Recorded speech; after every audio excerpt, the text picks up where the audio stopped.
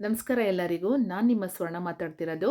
Welcome to ನಿತ್ಯ ಜೀವನ log. ಇದು ನಮ್ಮ ಪೋಷಣ್ ಬಿ ಪಢಾಯಿ ಬಿ ತರಬೇತಿಯ 2ನೇ ದಿನದ ಲಾಗ್ ಆಗಿದೆ. 9ನೇ ತಾರೀಕು. ಅವತ್ತು ಬೆಳಿಗ್ಗೆ ನಾವೆಲ್ಲರೂ ಬೇಗ ರೆಡಿಯಾಗಿ ಗಣೇಶನ ಗುಡಿ ಇದೆ, ಅಲ್ಲೇ ನಮ್ಮ ಸಂಸ್ಥೆಯ ಆವರಣದಲ್ಲಿ ಅಲ್ಲಿ ಹೋಗಿ ನಮಸ್ಕಾರನ ಮಾಡಿಕೊಂಡು ಬಂದ್ವಿ. ಹಾಗೆಯೇ ಈ ಒಂದು ಸಂಸ್ಥೆಯ ಸಂಪೂರ್ಣ ಚಿತ್ರಣವನ್ನು ನಿಮಗೆ ತೋರಿಸ್ಬೇಕು ಅಂತ ಹೇಳ್ಬಿಟ್ಟು ನಾನು ವಿಡಿಯೋ ಮಾಡೋದಕ್ಕೆ ಸ್ಟಾರ್ಟ್ ಮಾಡಿದೆ.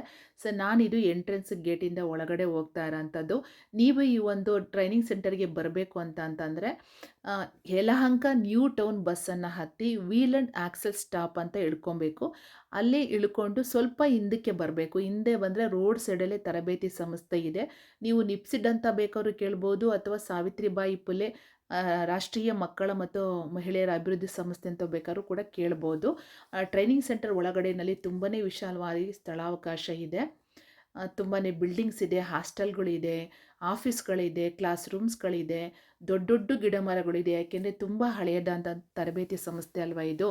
ಇಲ್ಲಿ ಯಾವಾಗಲೂ ಕೂಡ ಕ್ಲಾಸ್ 1 ಆಫೀಸರ್ಸ್ಗೆ ತರಬೇತಿಯನ್ನು ಕೊಡ್ತಿದ್ದಂಥದ್ದು ನಿಪ್ಸಿಟ್ಟಲ್ಲಿ. ಇತ್ತೀಚೆಗೆ ನಮ್ಮಗಳಿಗೆಲ್ಲ ತರಬೇತಿಯನ್ನು ಕೊಡ್ತಾ ಇದ್ದಾರೆ. ಹಾಗೆ ಇದು ಸೌತ್ ಸೆಂಟ್ರಲ್ ಟ್ರೈನಿಂಗ್ ಸೆಂಟರ್ ಕೂಡ ಆಗಿದೆ. ಅಂದರೆ ತಮಿಳುನಾಡು, ಆಂಧ್ರ ಪ್ರದೇಶ, ಕೇರಳ ಮತ್ತು ಕರ್ನಾಟಕ ಸೇರಿದಂತೆ ಎಲ್ಲ ಅಧಿಕಾರಿಗಳಿಗೂ ಕೂಡ ಇಲ್ಲಿ ತರಬೇತಿಯನ್ನು ಕೊಡಲಾಗುತ್ತೆ. ನಾವು ಈ ಒಂದು ಟ್ರೈನಿಂಗ್ ಸೆಂಟರ್ಗೆ ಬಂದಿದ್ದಾಗ ತಮಿಳುನಾಡು ಮತ್ತು ಆಂಧ್ರ ಪ್ರದೇಶದ ಶಿಶು ಅಭಿವೃದ್ಧಿ ಯೋಜನಾ ಅಧಿಕಾರಿಗಳಿಗೆ ತರಬೇತಿ ನಡೀತಾ ಇತ್ತು. ಅದು 1 ತಿಂಗಳ ತರಬೇತಿ. ಅವರು ನಮ್ಮ ಜೊತೆ ಊಟಕ್ಕೆಲ್ಲ ಬರ್ತಾಯಿದ್ರು ಅಲ್ವಾ, ಆವಾಗ ನಮಗೆ ಗೊತ್ತಾಗಿದ್ದು ಇವರು ಕೂಡ ತರಬೇತಿ ಇದೆ ಅಂತ ಹೇಳ್ಬಿಟ್ಟು. ಹಾಗೆ ನಾವು ಕೆಲವೊಂದು ಫೋಟೋಸು ವೀಡಿಯೋಸ್ ಎಲ್ಲ ತೆಕ್ಕೊಂಡ್ವಿ. ನಮಗೆ ಈ ಒಂದು ತರಬೇತಿನಲ್ಲಿ ಪೋಷಣೆ ಮತ್ತು ಪಢಾಯಿ ಅಂತಂದರೆ ಪೋಷಣ್ ಬಿ ಪಢಾಯಿ ಬಿ. ಪೋಷಣ್ ಅಂತಲೇ ನಿಮ್ಮೆಲ್ರಿಗೂ ಗೊತ್ತು, ಪೌಷ್ಟಿಕ ಆಹಾರವನ್ನು ಕೊಡೋದು ಅಂತ. ಪಢಾಯಿ ಅಂತ ಅಂದರೆ ಅದ್ರ ಜೊತೆಗೆ ವಿದ್ಯಾಭ್ಯಾಸವನ್ನು ಕೂಡ ಕೊಡಬೇಕು. ಅದು ಏನು, ಇಂಥದೇ ವಿದ್ಯಾಭ್ಯಾಸ ಕೊಡಬೇಕು, ಹೀಗೆ ಕೊಡಬೇಕು ಅನ್ನೋದಾಗಿದೆ. ಏನಪ್ಪ ಪೋಷಣ್ 2.0 ಅಡಿನಲ್ಲಿ ಸಕ್ಷಮ ಅಂಗನವಾಡಿಗಳು ಅಂತ ನಾವೇನು ಅಂಗನವಾಡಿಗಳನ್ನು ಬದಲಾವಣೆ ಮಾಡಿ ಅಲ್ಲಿ ಅಂಗನವಾಡಿಗಳಿಗೆ ಟಿ ವಿಯನ್ನು ಕೊಡ್ತಾ ಇದ್ದೀವಿ, ವಾಟರ್ ಫಿಲ್ಟರ್ನ ಕೊಡ್ತಾ ಇದ್ದೀವಿ, ಹಾಗೆ ವೈಫೈ ಕನೆಕ್ಷನ್ ಕೂಡ ಕೊಡ್ತಾ ಇದ್ದೀವಿ, ಹೊಸ ಕೊಡ್ತಾ ಇದ್ದೀವಿ. ಹಾಗೆ ಅವರಿಗೆ ವಿಶೇಷ ಪಠ್ಯಕ್ರಮಗಳನ್ನು ಕೂಡ ಕೊಡ್ತಾ ಇದ್ದೀವಿ.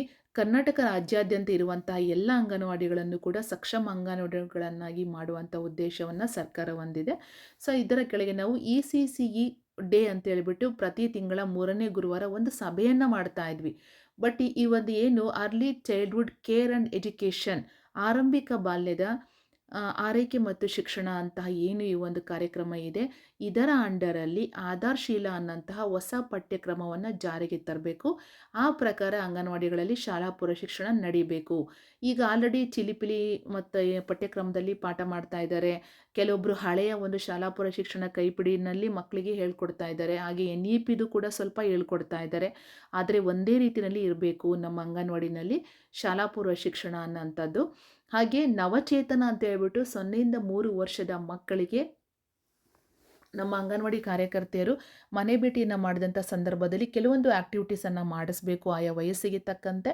ಆ ಮಗು ಆ ಆ್ಯಕ್ಟಿವಿಟಿಯನ್ನು ಮಾಡಿದರೆ ವಯಸ್ಸಿಗೆ ತಕ್ಕಂತೆ ಬೆಳೀತಾ ಇದೆ, ಈ ಮಗುಗೆ ಯಾವುದೇ ರೀತಿಯಾದಂತಹ ದೈಹಿಕ ಮಾನಸಿಕ ತೊಂದರೆಗಳಿಲ್ಲ ಅಂತೇಳಿ ಆ ರೀತಿಯಲ್ಲಿ ಬಂದಿದೆ. ಅದು ಕೂಡ ಚೆನ್ನಾಗಿದೆ ಅಂತಲೇ ಅನ್ನಿಸ್ತು ನಮಗೆ.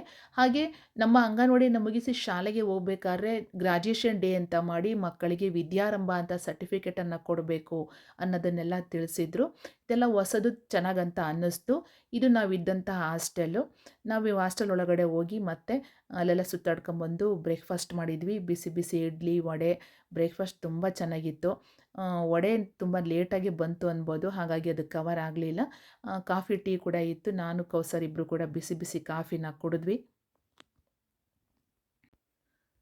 ನಂತರ ಕಾಲೇಜ್ ಹುಡುಗಿಯರ ಥರ ಎಲ್ಲರೂ ಕ್ಲಾಸಿಗೆ ಹೊರಟ್ವಿ. ನೋಡಿ, ಕೈಯಲ್ಲಿ ಫೈಲು, ಕೊರಳಲ್ಲಿ ID ಕಾರ್ಡು, ಇದನ್ನೆಲ್ಲ ನೋಡ್ತಾ ಇದ್ರೆ ಯಾರೋ ಕಾಲೇಜ್ ಹುಡುಗಿಯರಂತ ಅನ್ನಿಸ್ತಾ ಇದೆ. ಆ ಏಜು ಮತ್ತೆ ಯಾವ ಮುಂದಿನ ಜನ್ಮದಲ್ಲಿ ಸಿಗುತ್ತೇನೋ ಗೊತ್ತಿಲ್ಲ. ಬಟ್ ಈ ಟ್ರೈನಿಂಗು ಹಿಂಗೆಲ್ಲ ಹೋದರೆ ಆ ಥರ ಫೀಲ್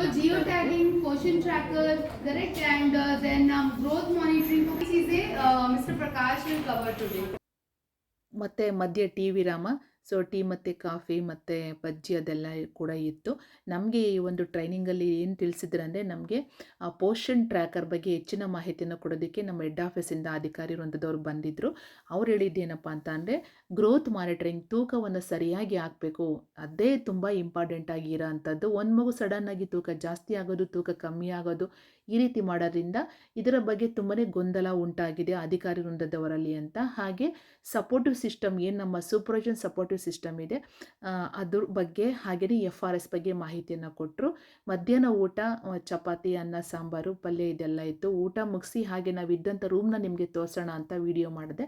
ಇದು ನಾವಿದ್ದಂಥ ರೂಮು. ಕೆಲವೊಂದು ರೂಮಲ್ಲಿ 2 ಬೆಡ್ ಇತ್ತು, ಕೆಲವೊಂದು ರೂಮಲ್ಲಿ 3 ಬೆಡ್ಗಳಿತ್ತು. ನಾವಿಲ್ಲಿ 3 ಜನ ಇದ್ವಿ, ಕೌಸರ್ ಬಾನು, ನಾನು ಮತ್ತು ಶಮೀಮ್ ಅವರು.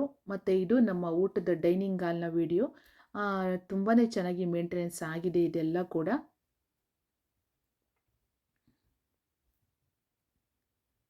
ಹಾಗೆ ಟ್ರೈನಿಂಗ್ ಕೂಡ ಮುಗೀತು. ಟ್ರೈನಿಂಗನ್ನು ಮುಗಿಸಿ ನಾವು ಲಗೇಜನ್ನು ತಗೊಂಡು ಹೊರಟ್ವಿ.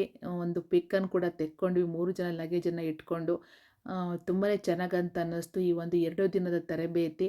ಮತ್ತು ಯಾವತ್ತಾದ್ರು ಮತ್ತೆ ಅವಕಾಶ ಸಿಕ್ಕರೆ ಮತ್ತೆ ಟ್ರೈನಿಂಗ್ ಸೆಂಟ್ರಿಗೆ ಬರಬೇಕು. ಈ ವಾತಾವರಣ ತುಂಬ ಚೆನ್ನಾಗಿದೆ. ನಾವು ಬೆಂಗಳೂರಲ್ಲಿ ಇದ್ದೀವಿ ಅಂತ ಅನ್ನಿಸ್ತಾನೇ ಇರಲಿಲ್ಲ ನಮಗೆ, ಅಷ್ಟು ಚೆನ್ನಾಗಿತ್ತು. ಸೊ ಕೊನೆಯದಾಗಿ ಎಲ್ಲ ಆಲ್ರೆಡಿ ಕೆಲವರು ಹೋಗ್ಬಿಟ್ಟಿದ್ರು. ಇವರು ಬೀದರ್ನವರಲ್ವಾ, ಹಾಗಾಗಿ ಅವ್ರಿಗೆ ಟ್ರೈನ್ ಬುಕ್ ಮಾಡ್ಕೊಂಡಿದ್ದಾರೆ, ಇನ್ನೂ ಹೊರಟಿರಲಿಲ್ಲ ಅವರು. ಅವ್ರ ಜೊತೆ ಒಳ್ಳೆ ಫೋಟೋ ತೆಕ್ಕೊಂಡು ವಿಡಿಯೋ ಮಾಡ್ಕೊಂಡ್ವಿ, ಖುಷಿ ಅಂತ ಅನ್ನಿಸ್ತು. ಸೊ ಎಲ್ಲರೂ ಕೂಡ ಮಾತಾಡ್ತಾ, ಮತ್ತು ಇದು ಕ್ಲಾಸ್ ರೂಮಲ್ಲಿ ತಕ್ಕೊಂಡಂಥ ಫೋಟೋ. ಇಷ್ಟು ಜನ ಸೂಪರ್ವೈಸು ಮತ್ತು ಅಧಿಕಾರ ವೃಂದದವರು ಎಲ್ಲ ಜೊತೆ ತೆಕ್ಕೊಂಡಂಥ ಫೋಟೋ.